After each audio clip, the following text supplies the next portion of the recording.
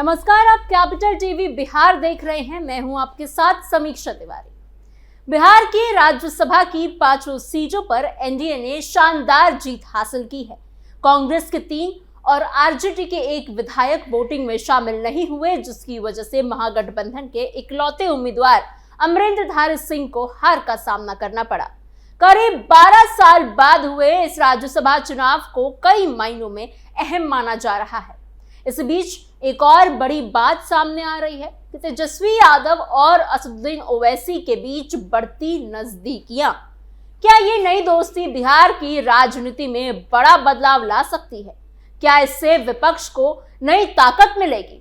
सबसे बड़ा सवाल यह है कि ओवैसी ने तेजस्वी का साथ देने के बदले क्या मांग रखी थी। क्या ये गठबंधन आगे भी जारी रहेगा या सिर्फ एक राजनीतिक चाल है? और इस राज्यसभा चुनाव का क्या असर पड़ा है बिहार की राजनीति में, ये सब हम आपको बताएंगे इस स्पेशल स्टोरी में। मुस्लिम वोट पर सीधी नजर, भाजपा को रोकने की थी तैयारी। ओवैसी ने भाजपा की बी टीम होने के आरोप को साफ करने की कोशिश इस बार काफी खुलकर की है। अब तक जब भी असदुद्दीन ओवैसी की पार्टी AIMIM किसी चुनाव में उतरती थी तो कांग्रेस और बाकी विपक्षी दल उन पर सीधे तौर पर भाजपा की मदद करने का आरोप लगाते थे। बिहार की राजनीति में भी यही माहौल बना रहा। यहां तक कि तेजस्वी यादव ने भी गठबंधन के सवाल पर ओवैसी को चरमपंथी तक कह दिया था। इस तरह के बयान सिर्फ राजनीतिक हमला नहीं थे, बल्कि इससे ओवैसी की छवि पर असर पड़ रहा था।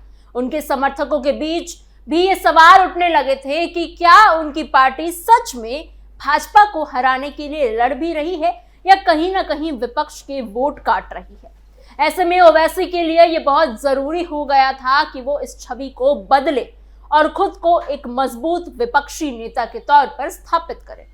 इसी वजह से ओवैसी की रणनीति साफ नजर आती है। उन्होंने चुनाव से पहले ही महागठबंधन में शामिल होने की इच्छा जताई थी। वो लगातार इस बात पर जोर देते रहे कि अगर भाजपा को हराना है तो सभी विपक्षी दलों को एक साथ आना होगा। राज्यसभा चुनाव के दौरान भी उन्होंने आरजेडी को समर्थन देने के बदले यही मांग रखी थी कि उनकी पार्टी को गठबंधन में जगह दी जाए। ये सिर्फ एक राजनीतिक सौदा नहीं था, बल्कि एक संदेश भी था कि ओवैसी अब अलग थलग रहकर नहीं बल्कि साथ मिलकर राजनीति करना चाहते हैं। उनके लिए ये जरूरी था कि उनके समर्थकों को ये भरोसा दिलाया जाए कि वो सिर्फ अपनी पार्टी का विस्तार नहीं बल्कि भाजपा की हराने की राजनीति भी कर रहे हैं। ओवैसी की इस कोशिश का एक बड़ा कारण उनका वोट बैंक भी है। उनका मुख्य आधार मुस्लिम समाज है और बिहार में ये आबादी काफी अहम भूमिका निभाती है। अगर उनके समर्थकों को ये लगे कि उनकी पार्टी सिर्फ वोट काटने का काम कर रही है तो इससे उनका आधार कमजोर हो सकता है। लेकिन अगर वो महागठबंधन में शामिल होते या फिर उसके करीब दिखेंगे तो इससे ये संदेश जाएगा कि वो एक बड़े राजनीतिक मकसद के लिए काम कर रहे हैं। यही वजह है कि तेजस्वी यादव का बिहार AIMIM अध्यक्ष अख्तरुल इमान की इफ्तार पार्टी में जाना भी काफी अहम माना जा रहा था। ये सिर्फ एक सामाजिक कार्यक्रम में शामिल होना नहीं, बल्कि इसके पीछे एक राजनीतिक संकेत छिपा था। दोनों दलों के बीच दूरी कम हो रही है और आगे चलकर साथ आने की संभावना बनी हुई है। दूसरी तरफ इस पूरे घटनाक्रम का असर तेजस्वी यादव की राजनीति पर भी पड़ता है। बिहार में आरजेडी और कांग्रेस का एक मजबूत मुस्लिम वोट बैंक रहा है। लंबे समय से मुस्लिम मतदाता इन पार्टियों के साथ खड़े रहे हैं, लेकिन पिछले कुछ समय में इसमें थोड़ी सी दरार नजर आने लगी थी। ओवैसी की एंट्री ने इस समीकरण को बदल दिया। जब उन्होंने बिहार विधानसभा चुनाव में उम्मीदवार उतारे और कुछ सीटों पर जीत हासिल की तो यह साफ हो गया था कि मुस्लिम वोट बैंक अब पूरी तरह से एकजुट नहीं है। इसका सीधा असर महागठबंधन को हुआ था। आंकड़े भी इसी बात की तरफ इशारा करते हैं।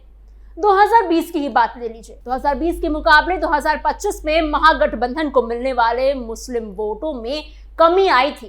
पहले जहां 76% मुस्लिम मतदाताओं ने महागठबंधन को वोट दिया था, वहीं 2025 में ये आंकड़ा घटकर 70% यानी 70% रह गया। ये गिरावट भले ही बहुत बड़ी ना लगे, लेकिन चुनावी राजनीति में हर प्रतिशत मायने रखता है। दूसरी तरफ AIMIM को मिलने वाला मुस्लिम वोट बढ़ता ही चला गया। ये साफ दिखाता है कि ओवैसी ने अपने लिए एक अलग जगह बना ली है और उनका असर धीरे धीरे बढ़ रहा है। सीमांचल इलाके में इसका असर सबसे ज्यादा देखने को मिला। कटिहार, पूर्णिया, अररिया और किशनगंज जैसे जिलों में मुस्लिम आबादी काफी ज्यादा है और यहाँ चुनावी नतीजों पर इसका सीधा सीधा असर पड़ता है। 2020 में महागठबंधन ने यहाँ अच्छी संख्या में सीटें जीती थी, लेकिन 2025 में ये संख्या कम हो गई। इसका एक बड़ा कारण ओवैसी की मौजूदगी रही। उन्होंने कई सीटों पर अपने उम्मीदवार उतारे और कुछ जगहों पर जीत भी हासिल की। जहां जीत नहीं मिली वहां भी उन्होंने महागठबंधन के वोट में सेंध लगाई, जिससे विपक्ष को नुकसान हुआ। इसका मतलब ये नहीं है कि ओवैसी पूरी तरह गलत राजनीति कर रहे थे, लेकिन इससे ये जरूर साफ हो गया कि अगर विपक्ष बटा रहेगा तो इसका फायदा सीधे सीधे भाजपा को या जदयू को मिलता रहेगा। यही बात अब तेजस्वी यादव भी समझते हैं, इसलिए उन्होंने अपने रुख में बदलाव किया और AIMIM के साथ तालमेल बनाने की कोशिश की। ये कदम उनके लिए जरूरी भी है, क्योंकि अगर मुस्लिम वोट और ज्यादा बटा तो इसका सबसे बड़ा नुकसान RJD को ही होगा। राज्यसभा के बदले ओवैसी की RJD से क्या डील? विपक्ष की अंदरूनी सेटिंग। बिहार राज्यसभा चुनाव में असदुद्दीन ओवैसी की पार्टी ने ऐसे ही RJD को समर्थन देने के लिए तैयार नहीं हुई थी, बल्कि उसके बाद एक बड़ा समझौता भी किया है। ओवैसी ने तेजस्वी यादव के सामने 5 विधायकों के वोट बदले एक बड़ी शर्त रखी है। सूत्रों की माने तो राज्यसभा चुनाव में AIMIM ने समर्थन देने के बदले विधान परिषद की एक सीट की डील की है। AIMIM ने साफ साफ शब्दों में कहा कि बिहार में विधान परिषद के चुनाव में महागठबंधन हमें मौका दे। AIMIM अपने प्रवक्ता आदिल हसन को विधान परिषद में भेजना चाहती है, लेकिन अकेले दम पर यह संभव नहीं है। AIMIM के पास कुल 5 विधायक है, जिसके सहारे वो अपना MLC नहीं चुन सकती। इसी तरह RJD के पास 25 विधायक है।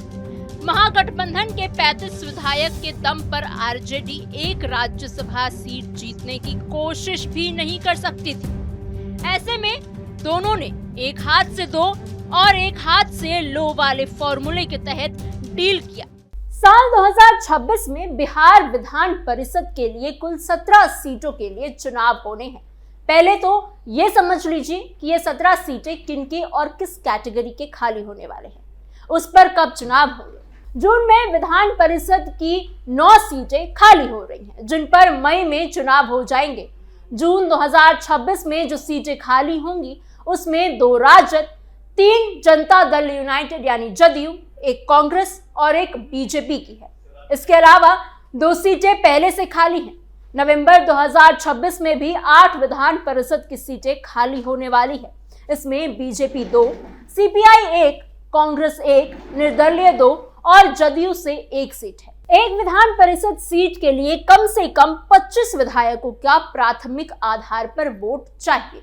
इस तरह एक सीट RJD अपने दम पर जीत सकती है, लेकिन दूसरी सीट विपक्ष के जीतने के लिए अतिरिक्त वोट चाहिए। राज्यसभा चुनाव में ओवैसी की पार्टी के समर्थन के बदले विधान परिषद में 1 सीट देनी है, लेकिन वो सीट जून में दी जाएगी या फिर नवंबर में, ये तय नहीं है। और राज्यसभा चुनाव के बाद स्थिति थोड़ी सी बदली है। महागठबंधन भले इस चुनाव में पूरी तरह सफल नहीं रहा, लेकिन उसने जितने वोट जुटाए उससे यह साफ हो गया कि विपक्ष पूरी तरह कमजोर नहीं है। ये नीतीश कुमार के लिए एक संकेत है कि अगर अब वो कभी भाजपा से अलग होने का फैसला करते हैं तो उनके पास विकल्प मौजूद है। पहले ये माना जा रहा था कि महागठबंधन इतनी संख्या नहीं जुटा पाएगा कि वो सरकार बनाने की स्थिति में आ सके, लेकिन अब ये धारणा पूरी तरह से सही नहीं लगती। इसका सीधा असर भाजपा पर भी पड़ सकता है। अभी तक भाजपा की स्थिति मजबूत मानी जा रही थी और वो गठबंधन के दबाव की राजनीति कर रही थी। लेकिन अगर नीतीश कुमार के पास दूसरा विकल्प है तो इससे भाजपा की बार्गेनिंग पावर कम हो सकती है। इसका मतलब ये नहीं कि तुरंत कोई बड़ा राजनीतिक बदलाव हो जाएगा, लेकिन इतना जरूर है कि अब समीकरण पहले जैसे एक तरफा नहीं रहे। नीतीश कुमार के लिए यह स्थिति थोड़ी राहत देने वाली हो सकती है। अब वो ज्यादा आत्मविश्वास के साथ अपनी बात रख सकते हैं और गठबंधन में अपने हिस्सेदारी को मजबूत करने की कोशिश भी कर सकते हैं। वहीं भाजपा को भी अब समझना होगा कि राजनीति में कोई भी स्थिति स्थायी नहीं होती है और समीकरण कभी भी बदल सकते हैं। कुल मिलाकर देखा जाए तो बिहार की राजनीति इस समय एक नए मोड़ पर खड़ी है।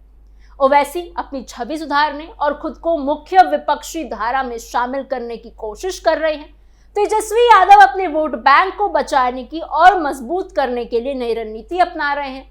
वहीं नीतीश कुमार अपने राजनीतिक विकल्पों को खुला रखकर आगे बढ़ रहे हैं। इन सब के बीच भाजपा भी अपनी स्थिति को बनाए रखने की कोशिश में ही लगी हुई है।